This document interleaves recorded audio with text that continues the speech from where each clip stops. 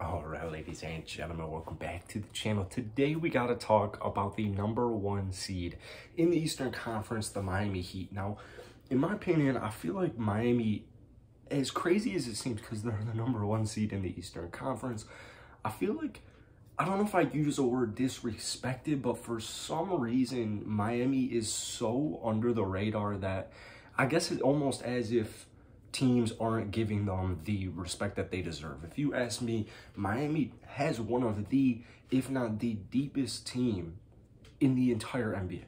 I mean, this is a loaded roster where you have guys like Victor Oladipo getting DNPs.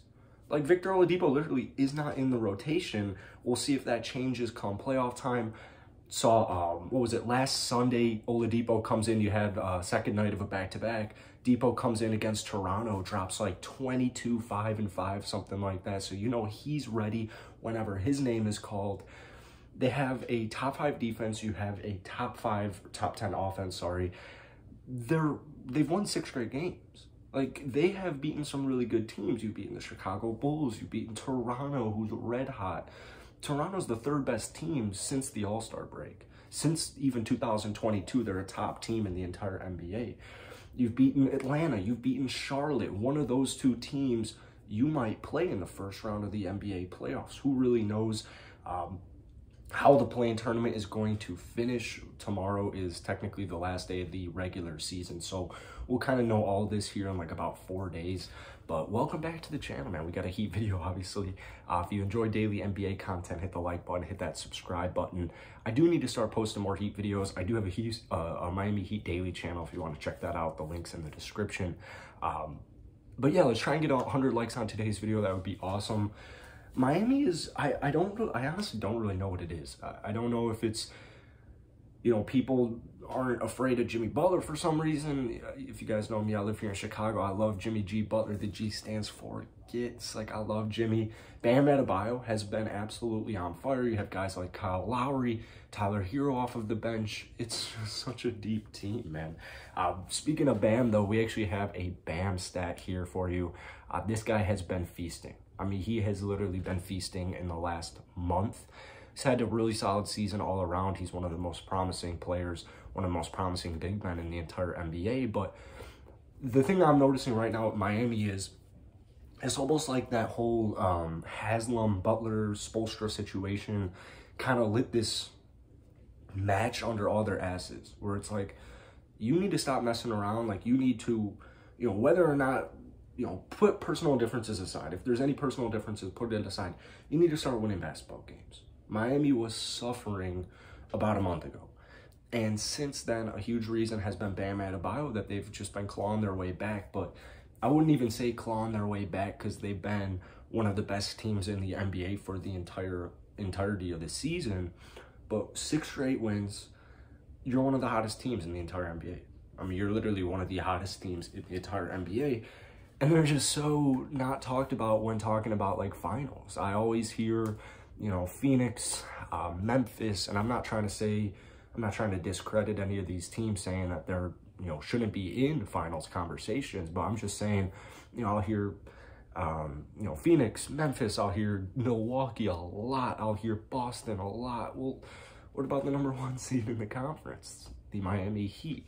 So Bam Adebayo, since March 7th, has been on an absolute tear. 19.6 per game, 9.6 rebounds, 2.9 assists, 1.2 steals, 62.2% shooting, and he is taking about 12 attempts per game.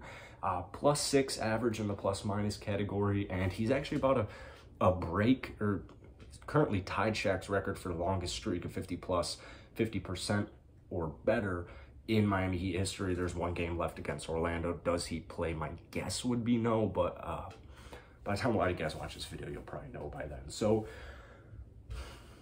really, here's the thing for me. This team is filled with championship level players. They've got a nice little mix of, you know, kind of guys on the younger end. You know, you have not really necessarily any, like, super raw players, maybe Max Strus, but he is a certified shooter. Like, this man is not afraid of a single thing. Literally not afraid of a single thing. Watched him last week against Toronto score like or it was either Toronto or Chicago, where he scored like 0 in the first half and then dropped like 22 in the third and fourth quarter. So he can get hot. They're just such a talented roster. But you got guys like Kyle Lowry, you got guys like Jimmy Butler, PJ Tucker. I think PJ Tucker, I think his impact is very underrated. I don't think people really talk about PJ Tucker's impact that much. This is a guy who will lock onto any defender he has to. You know, Kevin Durant, for example. He loves guarding Kevin Durant. He's going to trash talk. He's going to get up in your face. He's going to be extremely physical on the defensive end. He's going to be physical on the offensive end. He's going to score a couple of points. On the season, we're looking at a 7.6 per game, 5.5 rebounds, almost giving you a steal per game. But my favorite part about PJ Tucker is on about 3 threes per game. He's shooting almost a 42% clip. So great floor spacer. And this is a guy who you can really just kind of rely and lean on in playoff games, and that is something you can't really put in a statistic. Like, you can't really put that on a stat sheet. So if you ask me, in my opinion, does Milwaukee win last year's finals without PJ Tucker? I would say absolutely not. I would literally go as far to say as absolutely not. So PJ Tucker has been one of those, you know, more low-key acquisitions that I think a lot of people are going to start discussing a little bit more here in the playoffs, when he really starts to clamp on some superstars and people are like, oh shoot, like this is a 7-game series. This is win or go home. Like, if you lose this series, your season is over. Having a guy like PJ Tucker is absolutely vital. Jimmy Butler, same thing with him. I mean, the man is a defensive stick. Yeah, he's 32 years old, but that's still in your prime. Guess he's getting to the end of his career, but Jimmy Butler still certified 21 per game, 5 rebounds, 5 assists, 1.5 steals. Like, defensively, he's still a superstar stud. You got guys like Kyle Lowry who have won championships before, just like, you know, PJ Tucker. Championship winner Kyle Lowry, ball facilitator, playmaker. I mean, what can Kyle Lowry not do on the season? 13.4 per game, 4.5 rebounds, 7.5 assists, leads the team. That's kind of your big three is kind of Bam, Jimmy, and Kyle, and that's one of the best big threes in the entire NBA. I feel like they don't really get kind of the love that they deserve.